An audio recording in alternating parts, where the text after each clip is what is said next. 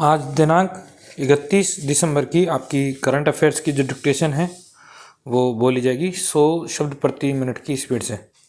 आज से डेली आपको करंट की डिक्टेशंस अवेलेबल करवाई जाएगी हमारे यूट्यूब चैनल पर और साथ ही साथ समृद्धि क्लासेस के टेलीग्राम चैनल पर भी। डिक्टेशन शुरू होगी 5 सेकंड बाद। स्टार्ट।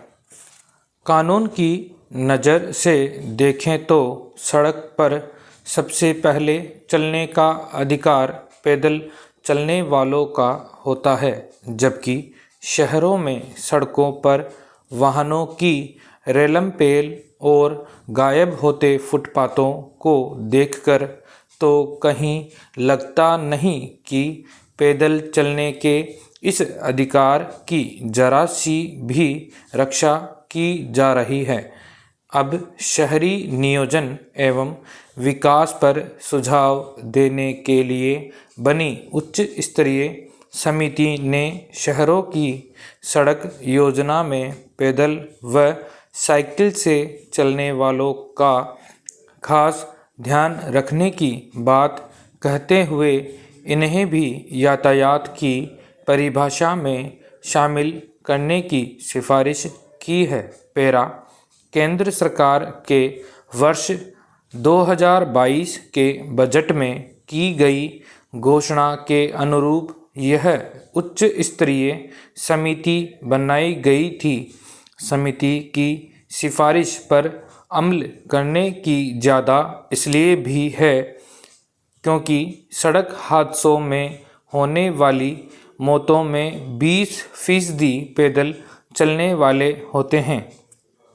हैरत की बात यह है कि हमारे शहरों में जब कभी सड़कों पर यातायात का दबाव बढ़ता है तो सबसे पहले फुटपाथ छोटे करने या इन्हें ख़त्म ही कर देने का काम होता है।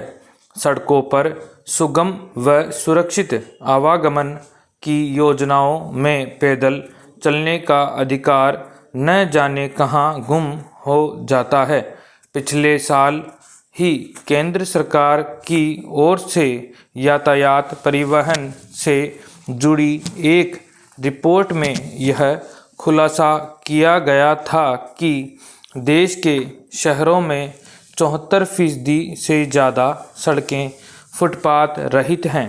जहां कहीं फुटपाथ है भी तो उनका अधिकांश हिस्सा पैदल चलने लायक नहीं है, यानी पैदल चलने के लिए सुरक्षित जाने वाले फुटपाथ भी अतिक्रमण की भेंट चढ़ गए हैं। बचे कुचे फुटपाथों पर चलने वालों से पूछा जाए कि उन्हें कितनी बाधाएं पार करनी पड़ी तो गिनती बताना ही मुश्किल होगा।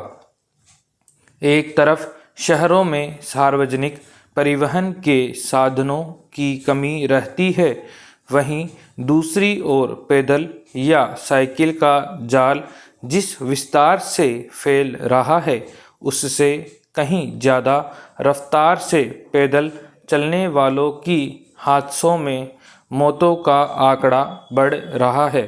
पैरा। हालांकि सड़क निर्माण के कानून कायदों में पैदल चलने वालों की सुरक्षा भी तय की हुई है। सबसे अहम ज़रूरत इन सड़कों के निर्माण के वक्त ही फुटपाथ और साइकिल ट्रैक के लिए अलग से जगह छोड़ने की है, तब ही हादसों पर अंकुश लग सकेगा। पैदल चलने वाले व साइकिल चालकों के लिए कानूनी प्रावधान करना ही काफ़ी नहीं, सख्ती से अमल भी ज़रूरी है। ठोस उपाय नहीं किए गए तो ये सदैव खुद को असुरक्षित ही महसूस करते रहेंगे। समाप्त।